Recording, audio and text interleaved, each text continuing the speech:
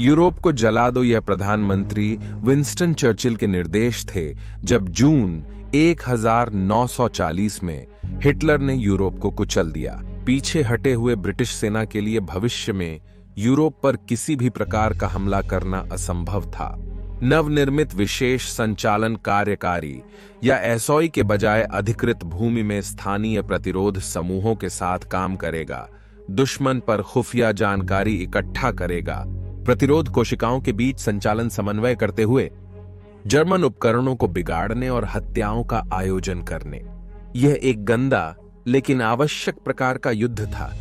यदि SOE agent पकड़े जाते तो उन्हें निर्दयी व्यवहार की उम्मीद की जा सकती थी और इस प्रकार हमेशा अपनी हिफाजत पर रहने का मानसिक तनाव मतलब केवल सबसे मजबूत और कठोर लोग ही करेंगे, क्योंकि उन्हें श्रेष्ठतम की जरूरत थी। एसओई में लिंग के आधार पर भेदभाव का कोई स्थान नहीं था। सबसे अधिक महत्वपूर्ण यह था कि किसी भी संभावित एजेंट में बुद्धिमत्ता, संज्ञान, दृढ़ता, साहस हो और सबसे महत्वपूर्ण नात्सीवाद को समाप्त करने के लिए समर्पित। आज की कड़ी में हम एसओई सेवा करने वाली 3 शानदार महिलाओं की ओर ध्यान देंगे। काम करने के लिए, जैसा कि चर्चिल ने निर्देश दिया, यूरोप को जला देने के लिए। दुनिया की युद्धों में आपका स्वागत है।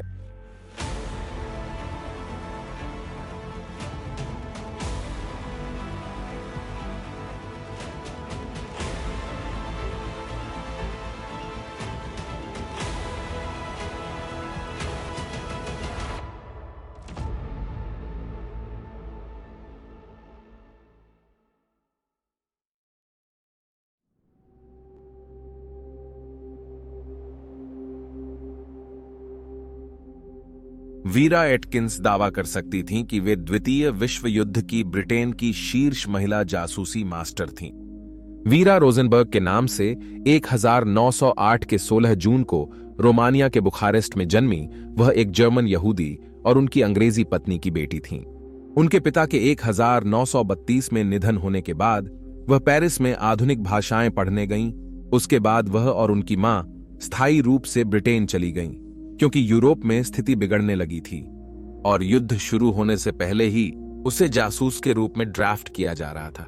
Canadian spy master William Stevenson, Winston Churchill के साथ काम करने वाले, जो अभी तक इंग्लैंड के पीएम नहीं थे, ने वीरा को पहचाना, जिसे वे यूरोप में जर्मनी की खुफिया जानकारी इकट्ठा करने के लिए उपयोग कर सकते थे। अब वीरा एटकिंस एक सामान्य नागरिक के रूप में अपने और अधिक अंग्लिकन नाम का उपयोग कर रही हैं।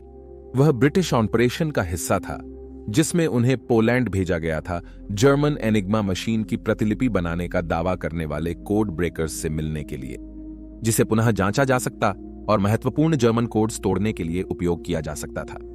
यूनान के माध्यम से हवाई यात्रा करते हुए जर्मन एजेंट को सतर्क न करने के लिए एटकिंस की पार्टी ने 1929 के सितंबर के तारीख 1 को हिटलर की सेनाओं द्वारा सीमा पार करने से मात्र 6 दिन पहले पोलैंड में उतरा, जिसने द्वितीय विश्व युद्ध की शुरुआत की। जर्मन सेनाओं के आक्रमण के बाद ब्रिटेन और फ्रांस ने युद्ध की घोषणा की। वीरा ने कोड ब्रेकर्स की रोमानिया स्थानांतरण में मदद की, जो उस समय लड़ाई में एक तटस्थ देश था। थोड़ी देर के विरोध के बाद उन्हें अपने महत्वपूर्ण उपकरण के साथ फ्रांस और फिर ब्रिटेन की ओर जाने की अनुमति दी गई। ब्रिटेन के लौटने पर एटकिंस फिर से यूरोप में थे। हालांकि उन्होंने अपना एक अनाधिकृत संचालन किया। उन्होंने एक बड़ी राशि ली। वह उम्मीद कर रही थी कि वह एक जर्मन अधिकारी को रिश्वत देकर अपने चचेरे भाई के लिए यूरोप पार करने के आवश्यक दस्तावेज दिलवा सके और ब्रिटेन में मिल सके। नीदरलैंड्स में प्रवेश के साथ ही जर्मनों ने तटस्थ देश पर हमला किया और उनकी योजना विफल हो गई। उन्हें भागने के लिए मजबूर किया गया और अंततः 1940 के अंत में बेल्जियम की मदद से ब्रिटेन वापस ले गए।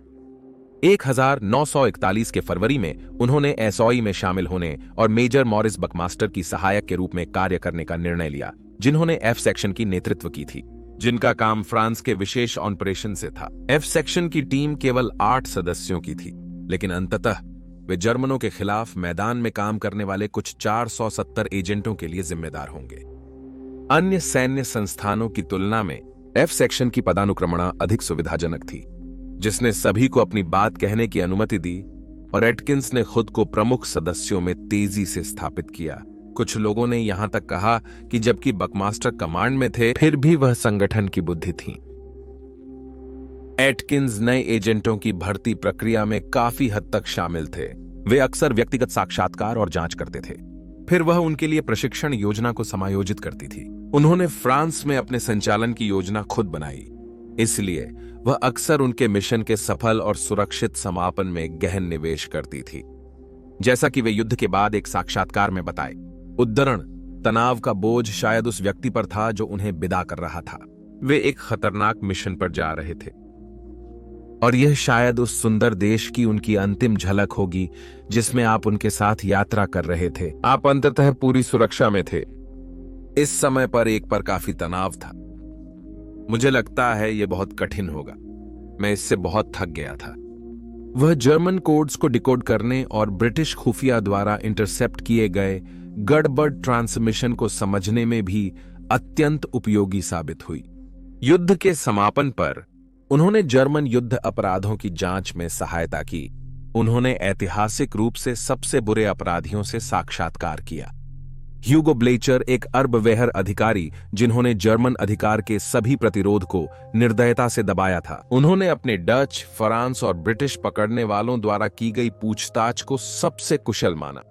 उनकी सबसे बड़ी परेशानी 1946 के मार्च में पूछताछ में आई थी, जहां उन्हें खुद को ऑश्विट्ज के जर्मन कमांडर रुडोल्फ हेस के सामने मेज पर बैठा पाया। पूछताछ के दौरान उन्होंने पूछा कि क्या यह सच है कि उन्होंने एक और आधा लाख यहूदियों की मौत का कारण बना था। एक आंकड़ा जिसे उन्होंने बेपरवाही से खारिज कर दिया, उससे पहले कि वे वास्तविकता से जोड़ें कि वास्तविक संख्या 2345000 थी। उन्होंने अधिकृत यूरोप में भेजे गए एजेंटों में इतना निवेश किया। उन्होंने कभी नहीं छोड़ा कि उनकी किस्मत वापस नहीं लौटी। कुल मिलाकर 118 थे। उन्होंने बार बार जर्मन गार्ड से पीओडब्ल्यू और संयंत्रण शिविरों की पूछताछ की और अंत में केवल एक ही घटना थी जिसमें वह एक लापता एजेंट का पता लगाने में असमर्थ थीं। सवाल के एजेंट को 3 मिलियन फ्रैंक के साथ मार्सेलियस भेजा गया था। कई लोगों का अनुमान है कि उन्हें मोंटे कार्लो में दांव लगाने की लालच से बचना असंभव था। शायद सब कुछ खोने के बाद उसने आत्महत्या कर ली होगी, या उसने जीत सकती है और नया व्यक्तित्व बनाया होगा जहां उसने अपने बाकी दिन धनी आदमी के रूप में बिताए। लेकिन स्वतंत्रता मुद्दे पर देशद्रोही, ससेक्स के अंग्रेजी काउंटी में बसना। वीरा एटकिंस 2-4 जून 2000 को अपने 90 दूसरे जन्मदिन के थोड़ी देर बाद ही चल बसीं। उनके जीवनी लेखक ने कुछ लोगों से साक्षात्कार करने पर पता चला कि उन्होंने अपने चचेरे भाई की रोमानिया से भागने में मदद करने के लिए अनाधिकृत मिशन का नेतृत्व किया था। अर्थात सभी महान जासूसों की तरह उसने कम से कम एक रहस्य को अपने साथ कब्र में ले गई।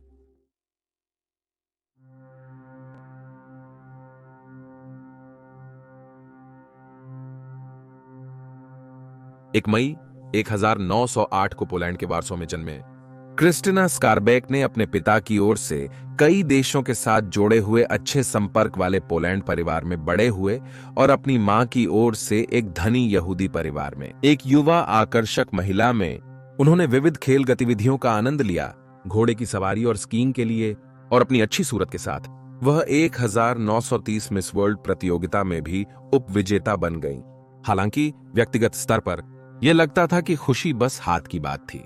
एक संक्षिप्त विवाह समाप्त हुआ जब दोनों पक्षों ने इसे गलती माना और अपने चरित्र पर तलाकशुदा होने का दाग लगने के साथ उसने वाचा बंधने के लिए तैयार अन्य वरों की खोज में कठिनाई की। फिर एक दिन जब वह झाकोपाने की ढलानों पर स्की कर रही थी, उसने नियंत्रण खो दिया और अगर पास के एक अन्य स्कीयर का हस्तक्षेप नहीं होता तो उसे अनगिनत चोटें उठानी पड़ सकती थीं। उस समय उसे नहीं पता था कि उसने अभी अपने भविष्य के पति से मिला था। जेर्जी गिजिकी कई तरीकों से क्रिस्टिना के बहुत समान थे। दोनों ही जिद्दी और निश्चयी व्यक्ति थे। उन्होंने 2 नवंबर 1938 को शादी की। वे दोनों सफलता के लिए तैयार थे। जिजिकी ने इथियोपिया में कूटनीतिक पद स्वीकार किया, जिससे उन्हें अफ्रीका का अनुभव मिला, जिसे वे दोनों सपने में देख रहे थे। फिर 1 साल से कम समय बाद हिटलर ने अपने देश पर हमला कर दिया और किसी पोलैंड सरकार के बिना गिजिकी की पोस्टिंग रद्द की गई। जोड़ा इंग्लैंड जाने का निर्णय लिया। जिस समय क्रिस्टिना ने निर्णय लिया था कि वह अपने देश पर छाने वाले दुश्मन से लड़ने में सक्रिय भूमिका निभाना चाहती हैं। ब्रिटिश प्राधिकरणों ने उनके ब्रिटिश खुफिया सेवाओं में शामिल होने के अनुरोध को पहले अस्वीकार कर दिया, लेकिन वह दृढ़ रही और उनके एक परिचित की मदद से फ्रेडरिक वोगट नामक पत्रकार की अंततः उन्हें स्पेशल इंटेलिजेंस सर्विस यानी ऑस्ट्रेलिया की सिक्योरिटी इंटेलिजेंस सर्विस ने स्वीकार कर लिया। उस समय दस्तावेज उन्हें ज्वलंत पोलैंड देशभक्त के रूप में वर्णन करते थे, विशेषज्ञ स्कीयर और महान साहसिक, साथ ही पूरी तरह से निडर भी, जो अभी तक युद्ध में प्रवेश नहीं किया था, हंगरी भेजे जाने के लिए। और ब्रिटिश पत्रकार क्रिस्टीन ग्रैनविल के रूप में बहाना बनाते हुए उन्होंने पोलैंड में और उसके बाहर कुरियरों के नेटवर्क की स्थापना में मदद की, जिससे ब्रिटिश खुफिया विभाग अपने एजेंट्स के साथ संवाद और आपूर्ति कर सका। एक पोलैंड की प्रारंभिक यात्रा के दौरान उन्होंने अपनी मां से संपर्क किया और उन्हें हंगरी जाने के लिए विनती की, लेकिन उन्होंने मना कर दिया और बाद में उन्हें नाजियों ने उनकी यहूदी धरोहर के लिए गिरफ्तार करके मार दिया। 1941 के जनवरी में उन्हें हंगरी पुलिस ने गिरफ्तार करके जर्मन गेस्तापो को सौंप दिया। ऐसा लग रहा था जैसे उनकी किस्मत खत्म हो गई हो। उनकी कैद के दौरान उन्होंने अपनी जीभ काटकर खून बहाया और टीबी के लक्षण नकली बनाए। उन्होंने अपने पिता को इस बीमारी से मरते हुए देखा था, इसलिए वह इससे परिचित थीं। जब जर्मन डॉक्टर ने ऐसा ही निदान किया, तब यह छल कामयाब हुआ और यह उनके सवालों के दौरान टूटने की इच्छा के साथ जर्मनों को उसके केवल पत्रकार होने की विश्वास दिलाया गया और उसे छोड़ दिया गया। लेकिन अनुसरण का एहसास होना, उन्होंने एक एजेंट के साथ निर्णय किया कि वे हंगरी छोड़कर युगोस्लाविया जाएं। ब्रिटिश राजदूत ओवेन ओमैली की मदद से उन्होंने पोलैंड प्रतिरोध से मिले 2 रोल्स माइक्रोफिल्म ले जाने का निर्णय लिया। उन्होंने राजदूत की कार को सीमा पार कर युगोस्लाविया में चलाया, जहां उन्होंने रॉयल ऑक्सिलियरी एयरफोर्स के इंटेलिजेंस ऑफिसर एडन क्रॉली से मिला। माइक्रोफिल्म उसे सौंपने के बाद उन्होंने युगोस्लाविया में ड्राइव करते रहे, बुल्गारिया और अंततः तुर्की में, जहां उसके पति ने उनसे मिला।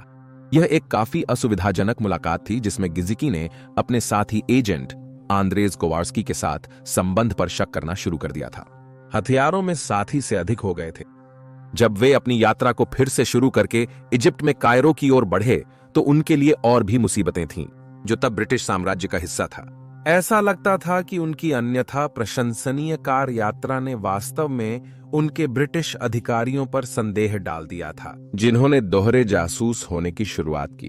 1941 के जून में उन्हें सामने की ड्यूटियों से छुट्टी और कम वेतन पर जीने का मजबूरी का सामना करना पड़ा। जब क्रिस्टीना ने यह निर्णय लिया कि वह अब अपने पति को मान लेंगी कि वह और कोवार्स्की प्रेमी हैं। युद्ध के बाद वह और उनके पति तलाक लेंगे। इस अवधि में युद्ध ने जर्मन के सोवियत संघ पर आक्रमण के साथ नया चरण शुरू किया।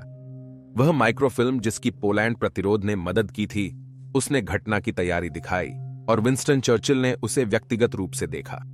अगले कुछ वर्षों में उन्हें धीरे धीरे ब्रिटिश खुफिया में और एसओई में भर्ती किया गया। एक योजना तैयार की गई थी कि उन्हें हंगरी में पैराशूट से उतारा जाए और पोलैंड प्रतिरोध के साथ उनका काम पुनः शुरू करें। इसे पोलैंड सरकार ने निर्वासित कर दिया, जो अभी भी उनके प्रति संदेहजनक था। फिर भी ब्रिटिश प्राधिकरणों ने उस पर विश्वास करने का निर्णय लिया। इसलिए एसओई ने उसे डी-डे के बाद फ्रांसीसी प्रतिरोध की मदद करने के लिए काम पर लगाया।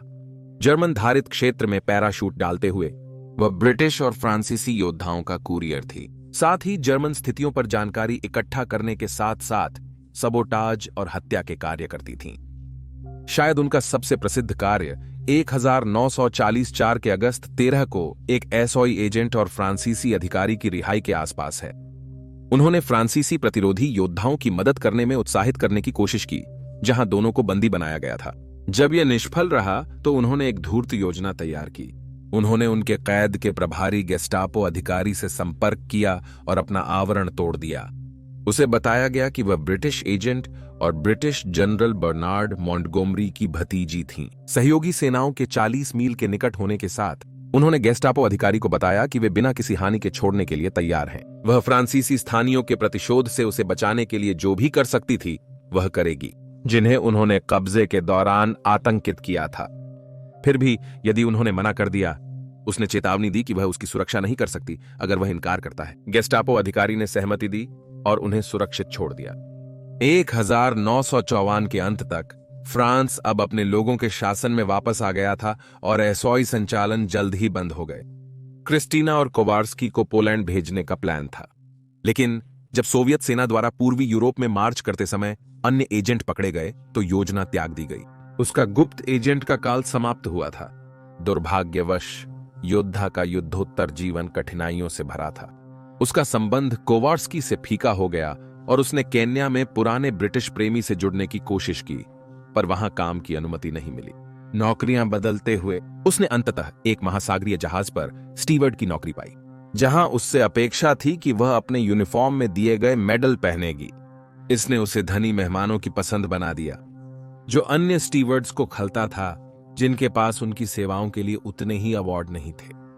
जहाज के साथियों से अलग होने के दुख में उसने डेनिस मुल्डोनी नामक व्यक्ति से सांत्वना पाई, लेकिन अंततः यह सांत्वना सतर्कता में बदल गई जब उसने उसे हावी और धमकी देने वाला पाया।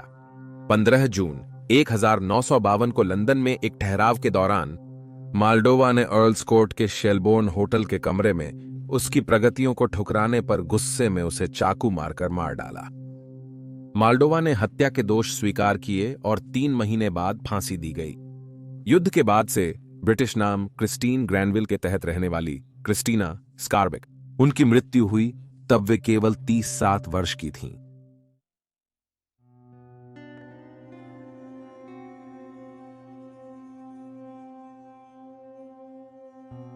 एक 1914 के नव वर्ष पर नूर इनायत खान का जन्म भारतीय पिता और अमेरिकी माता के बीच मॉस्को में हुआ। उनके पिता ने रूस शहर में संगीतकार और सूफीवाद, एक प्रकार के इस्लामी रहस्यवाद के शिक्षक के रूप में जीविका बनाई, जिसने उस समय रूस में कई धनी मध्यवर्गीय परिवारों को आकर्षित किया।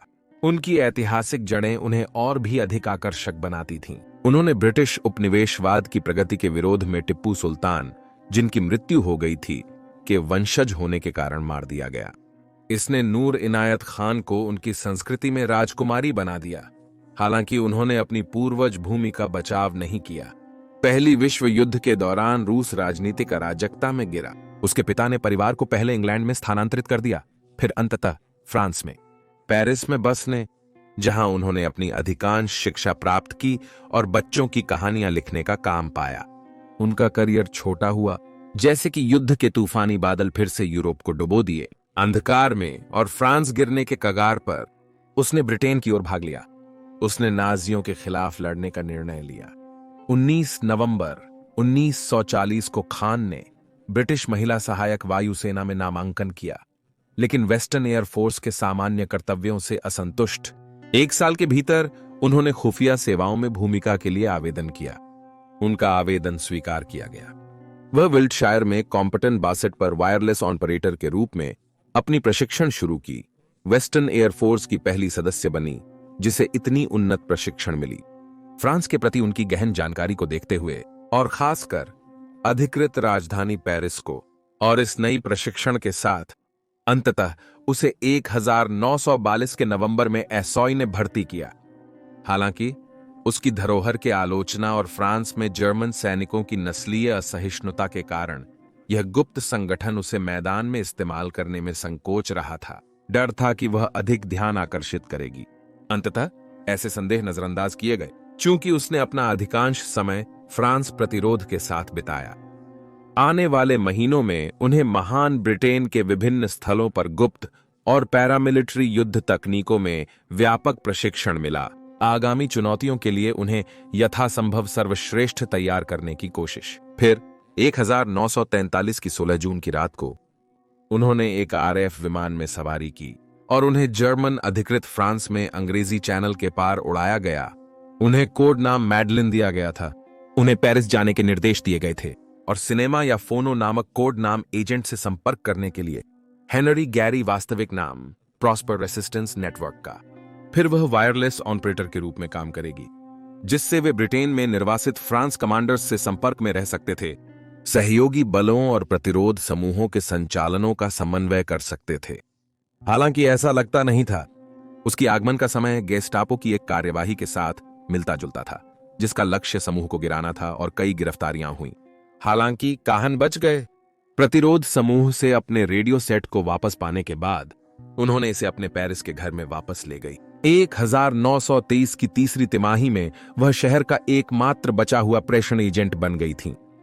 निरंतर हरकत में वह जितना खुद को छिपा सकती थी, कर रही थी। वह 3 और आधे महीने तक जर्मनों से बच गई, साथ ही रेडियो के माध्यम से संदेश भेजती रही। साथ ही एजेंटों और सामग्री के लिए फ्रांस के ग्रामीण क्षेत्रों में जा और आने वाली गुप्त उड़ानों का आयोजन भी करती रही। ब्रिटिश लिसांडर विमानों का उपयोग करते हुए 1943 अक्टूबर तक उसे लगा कि उसने काफी काम कर लिया था और उसने अपनी ब्रिटेन लौटने की आसन्न तैयारी की। 14 अक्टूबर को एक सूचनादाता की सूचना पर काम करते हुए उसे गेस्टापो ने पकड़ लिया। उसे पूछताछ के लिए पेरिस मुख्यालय में ले जाया गया, लेकिन वह अभी तक समाप्त नहीं हुई थी। अविश्वसनीयता से उन्होंने अपनी हिरासत से 2 बार भाग लिया। हालांकि क्षेत्र में उच्च सुरक्षा को देखते हुए, उनके समर्थन की कमी को देखते हुए उन्हें फिर से 2 बार पकड़ा गया। जर्मनों ने माना कि उनके पास एक बहुत दृढ़ एजेंट है, इसलिए उन्होंने उसे जर्मनी की पफोर्जहाइम जेल में भेजने का निर्णय लिया, जहां वह बहुत खतरनाक माना जाता था और उसे एकांत में जंजीर बंधा गया। उसकी पूछताछ के बीच थोड़े समय का आराम मिलता था। फिर भी उस डरावनी स्थिति में जिसमें वह था और बार बार पीटने और यातना के बावजूद उसने सभी प्रश्नों का उत्तर देने से इनकार कर दिया। यह लगभग पूरे 1 वर्ष तक चलता रहा। सितंबर 1954 में जर्मनों ने निर्णय लिया कि उसे और अधिक रखने का कोई मतलब नहीं है।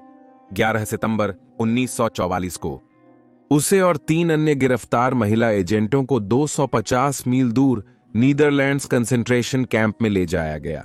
यह उनमें से किसी की भी आखिरी यात्रा होगी। युद्ध अपराध की याचिकाओं पर गवाहों का साक्ष्य और शिविर के शेष कैदियों द्वारा उसकी अंतिम रात का विवरण देते हैं, जो अनावश्यक यातना और अपमान की थी। फिर अंत में सुबह में उसे 3 अन्य महिलाओं के साथ फांसी दी गई। सिर के पीछे गोली मारकर हत्या हुई। उसका अंतिम शब्द उसकी बारी से पहले कहा। उसने अंतिम बार स्वतंत्रता कहा है। युद्ध के उपरांत फ्रांसीसी क्रॉय दे गेरे ने मरने के बाद उसे सम्मानित किया, स्वर्ण तारा और ब्रिटिश जॉर्ज क्रॉस के साथ। 2012 में उसकी एक प्रतिमा गॉर्डन स्क्वायर गार्डन में अनावरणित की गई, जो उसकी पसंदीदा जगहों में से एक थी जब वह ब्रिटेन में जीवित थी। यह उसके बलिदान की याद दिलाने और आने वाली पीढ़ियों के लिए उसकी याद को जिंदा रखने के रूप में खड़ा है।